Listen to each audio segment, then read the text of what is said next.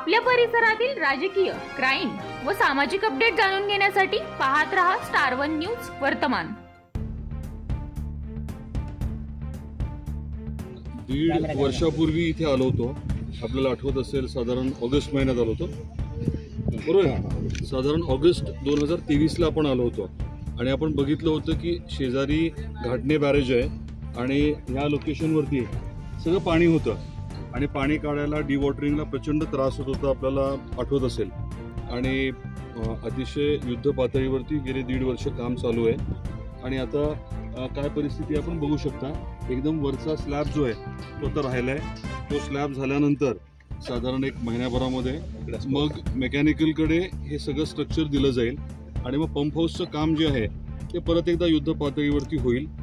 इथनं पाणी उचलून आपल्याला माहिती आहे की 2 टप्पे 3 टप्पे करत करत ते पुढे तुळजापूर तालुक्यात येणार आहे आणि टप्प्याटप्प्याने रामदऱ्यामध्ये आपल्या घाटणे बॅरेजमधलं उचललेलं पाणी जे आहे भोयऱ्यात पंप हाऊसच्या माध्यमातून ते पुढे आपल्या रामदऱ्यामध्ये येणार आहे। रामदऱ्यात आलेलं पाणी जे आहे ते पुढे तुळजापूर तालुका, नंतर उमरगा लोहारा तिकडे नेण्याचं देखील नियोजन जे आहे ते आता चालू आहे। लवकरच त्याच्या बाबतीत देखील निर्णय होतील आणि त्याचे टेंडरिंग होईल।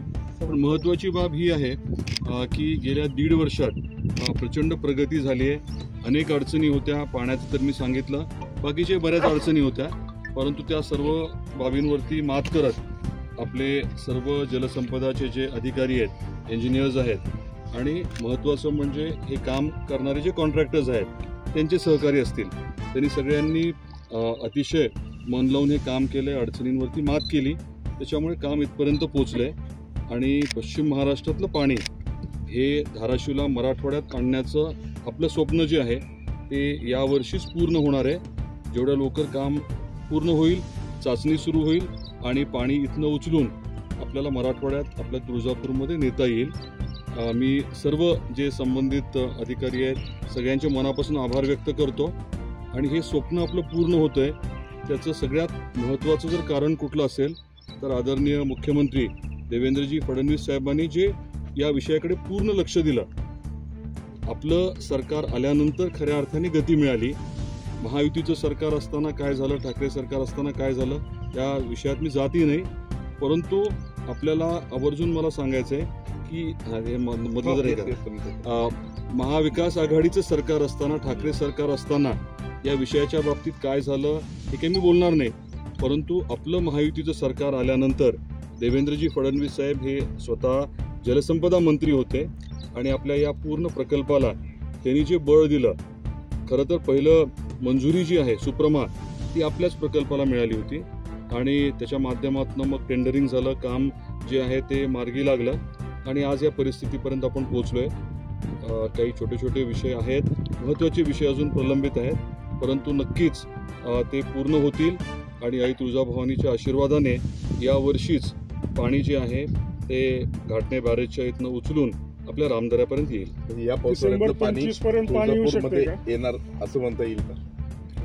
आता येणारा जो पावसाळा आहे त्या पावसातल्या पाण्यावर टेस्टिंग होणार आणि ते पाणी तुळजापूरपर्यंत पोहोचणार। आत्ताचं नियोजन आपण म्हटलं तसं हेच आहे की या पावसाळ्यात किंवा पावसाळ्यात संपल्यानंतर पाणी इथनं उचलायचं आणि रामदऱ्यापर्यंत न्यायचं, या पूर्ण सिस्टमची टेस्टिंग आणि याच्याच बरोबरीने रामदऱ्याच्या पुढे जे पाणी न्यायचं आहे त्याचं टेंडर, ह्या दोन्ही गोष्टी आपण आवर्जून करून घेणार आहोत। आणि एकदा पाणी रामदऱ्यात आलं की स्वाभाविकच आहे की ते पुढे जाणं गरजेचं आहे आणि बरंचसं पाणी जे आहे ते ग्रॅव्हिटीने जाणार आहे आणि ते पाणी बंद पाईपने अगदी शेतकऱ्याच्या शेतापर्यंत बंद पाईपने नेण्याचं नियोजन आहे। ते कामही लवकरच आपण हाती घेऊ। लँड ॲक्विजिशनची बरेच प्रकरणं प्रलंबित आहेत आणि ती मॅक्झिमम प्रकरणं पश्चिम महाराष्ट्रातली, सोलापूर जिल्ह्यातली आहेत। परत पश्चिम महाराष्ट्रामधून अडचण होते? नाही, तसं काही नाही आहे। 1-2 ठिकाणी काही विषय झाले, काही लोकांनी शब्द दिले, परंतु शेवटच्या मोमेंटला काही वेगळं झालं। त्या बाबतीमध्ये योग्य ती खबरदारी घेतली आहे, सर्व अधिकाऱ्यांनी आणि सर्व संबंधितांनी सहकार्यच केलंय।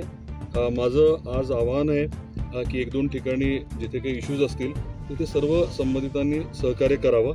एवढा मोठा महत्त्वाचा प्रकल्प याच्या बाबतीमध्ये खोडा घालण्याचं काम कोणी करेल असं मला वाटत नाही आणि प्रशासन जे आहे ते पूर्ण ताकदीने ठरल्याप्रमाणे हे काम पूर्ण करेल याची मला खात्री आहे. निधीचा प्रश्न पूर्ण शॉर्ट आउट झाला. निधीचं कसं असतं, ऑनगोईंग असतं. निधीची जी आवश्यकता होती मार्च एंडला ती बऱ्यापैकी आपण उपलब्ध राज्य सरकारच्या माध्यमातून केल्यामुळे ती काही अडचण आलेली नाही आहे. आणि परत एकदा जून जुलैमध्ये निधीची उपलब्धता निश्चितपणे होईल. निधीमुळे काम थांबलंय असा काही विषय नाही, व्यवस्थित काम चालू आहे. त्यामुळेच मी आपले जे सर्व अधिकारी आहेत आणि जे कॉन्ट्रॅक्टर आहेत त्यांचं मनापासून आभार व्यक्त केले. अशा बातम्या पाहण्यासाठी आमच्या चॅनेलला लाईक, शेअर, सबस्क्राईब करा.